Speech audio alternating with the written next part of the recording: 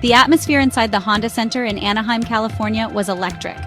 All eyes were on the main event, a 10-round cruiserweight contest between the ever-polarizing Jake Paul and the seasoned former world champion, Julio Cesar Chavez Jr. The main card, broadcast live on DAZN pay-per-view, kicked off at 8 p.m. Eastern Time, but the anticipation for the headline act built steadily throughout the evening. Fans from all walks of life, from die-hard boxing purists to the younger generation of social media followers, filled the arena, creating a unique and vibrant energy. The question on everyone's mind was simple. Could the YouTube sensation continue his surprising ascent, or would the veteran with a legendary name prove to be a challenge too great? For Jake Paul, this fight was another crucial step in his ambitious plan. Entering the ring with a record of 11 wins and 1 loss, including 7 knockouts, he was riding a wave of momentum. His recent unanimous decision victory over boxing legend Mike Tyson in November had silenced many critics, marking his 5th consecutive win since his only professional loss to Tommy Fury back in 2023. Paul has made his goal clear. He is chasing a legitimate cruiserweight world title shot by 2026. This bout against a former champion like Chavez Jr. was designed to add credibility to that quest and demonstrate his continued development as a serious boxer, moving beyond the celebrity spectacle. On the other side of the ring stood Julio Cesar Chavez Jr., a man fighting for his legacy. The 39-year-old son of a boxing icon, Chavez Jr. once held the WBC middleweight title and has shared the ring with titans like Canelo Alvarez and Daniel Jacobs. However, with a record of 54 wins, 6 losses, and 1 draw, his recent career has been marked by inactivity, with this being his only fight in the last 3 years. Claiming to be 20 months sober, Chavez Jr. viewed this as a chance to rewrite his final chapter, to prove he still possessed the skill and heart that once made him a champion. A loss, however, could very well signal the definitive end of his long and storied career. The narrative was further enriched by a common opponent, the legendary UFC champion Anderson Silva. Paul had secured a hard-fought unanimous decision victory over Silva in 2022, a significant milestone in his early career. Conversely, Chavez Jr. had suffered a surprising split decision loss to Silva in 2021, a result that many saw as a low point for the Mexican fighter. Interestingly, despite his own loss, Anderson Silva had publicly predicted that Chavez Jr. would emerge victorious against Paul, adding another layer of intrigue and personal stakes to an already compelling showdown that began with ring walks around 11 p.m. Eastern Time. As the opening bell rang, it was Jake Paul who immediately seized control of the contest.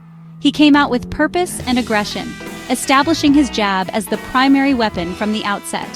Paul effectively dictated the pace, keeping Chavez Jr. on the back foot and pushing him towards the ropes. He looked sharp and composed, landing a clean right hook that snapped around Chavez Jr.'s high guard.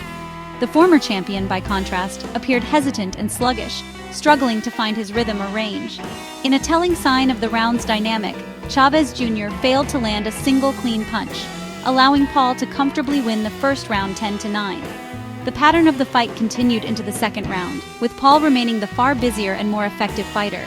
He persistently threw straight punches, many of which thudded into Chavez Jr.'s defensive guard, but the sheer volume was overwhelming. The crowd, perhaps expecting more from the storied veteran, began to voice its displeasure with boos directed at Chavez Jr.'s inactivity.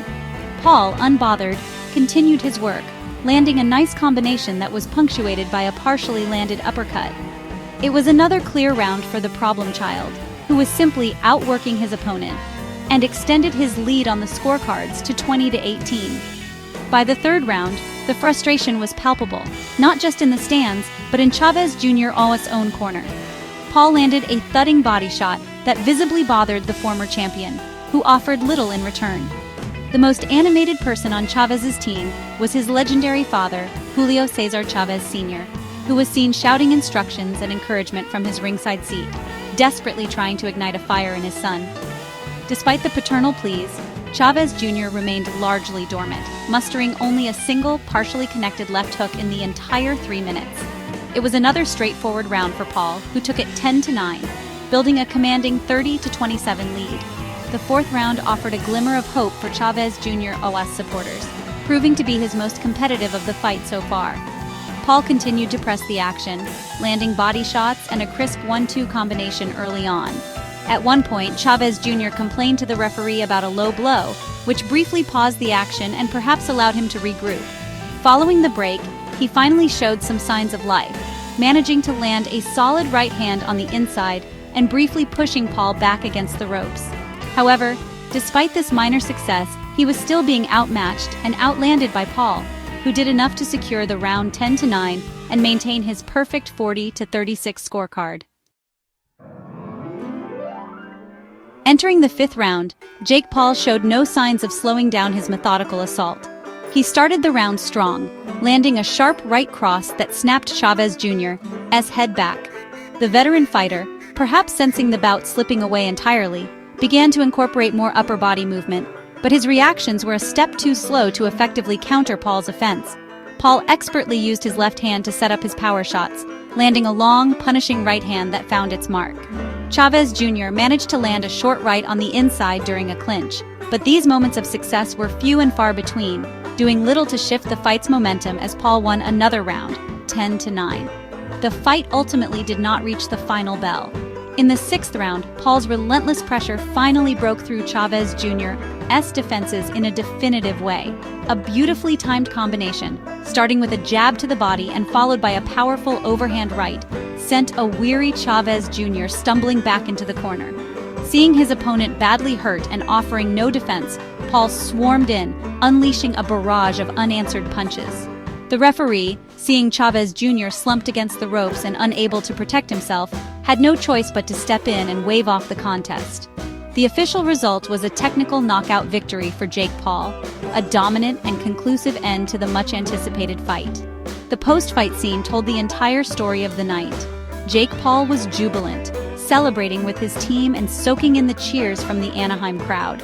He had not only won but had done so in a commanding fashion against a name opponent, adding a significant notch to his boxing belt. In his interview, he was respectful yet confident, reiterating his world title ambitions and stating that he is ready for bigger challenges. He had passed the test with flying colors, proving that his dedication to the sport is yielding tangible results inside the ring, and that his journey towards a championship is a serious endeavor. For Julio Cesar Chavez Jr., the result was a bitter pill to swallow. He looked dejected as he sat on his stool, comforted by his father and his corner team. The fight had been a one-sided affair, exposing the gap between his current abilities and the form that once made him a world champion. While he showed flashes of his former self, he was ultimately unable to match the youth, activity, and power of Jake Paul. The loss raises serious questions about his future in the sport, and many will speculate that this decisive defeat may indeed mark the final ring appearance for the son of the Mexican legend, a tough ending to a career of incredible highs and lows. Before the main event captured everyone's attention, the co-main event delivered a high-stakes championship battle. Gilberto Zurdo Ramirez successfully defended his unified WBA and WBO cruiserweight titles against the tough Uniel Dorticos. The fight went the distance, with Ramirez earning a unanimous decision victory with scores of 115-112, 115-112, and 117-110. This impressive win improved Ramirez's record to a stellar 47 wins and 1 loss, and keeps him at the top of the division. His performance solidifies his position as a potential future opponent for Jake Paul, should Paul continue his rapid ascent through the cruiserweight rankings, setting up a potentially massive future showdown. The main card was stacked with exciting bouts that delivered plenty of action for the fans in attendance. In the lightweight division, rising star Floyd Schofield made a huge statement with a stunning first-round technical knockout victory over the experienced Tevin Farmer. In the welterweight ranks, Julian Rodriguez secured a dramatic 10th-round knockout against Avius Griffin, while his fellow welterweight Raul Curiel also earned a stoppage win, defeating Victor Ezequiel Rodriguez via a 4th-round technical knockout. These results showcased a mix of emerging talent and established contenders, providing a thrilling lead-up to the night's headline contest, and giving fans a glimpse of future stars. The preliminary card, which started earlier in the day, was also filled with notable performances. Former UFC champion Holly Holm returned to the boxing ring and pitched a shutout, defeating Yolanda Guadalupe Vega Ochoa by a dominant unanimous decision, with all 3 judges scoring the bout 100-90 in her favor. Elsewhere, heavyweight prospect Joshua Edwards made quick work of Dominic Hardy, scoring a first-round technical knockout. Other winners on the early card included Joel Iriarty, Alexander Guesh, Rene Alvarado, and John Ramirez, all of whom secured victories by unanimous decision, rounding out a full day of competitive boxing action. With his decisive victory, Jake Paul's future looks brighter than ever. He has successfully navigated another significant challenge, and his call for a title shot in 2026 seems more plausible with each win. His team has already mentioned potential fights against top contenders like the aforementioned Gilberto Ramirez or former champion Badou Jack.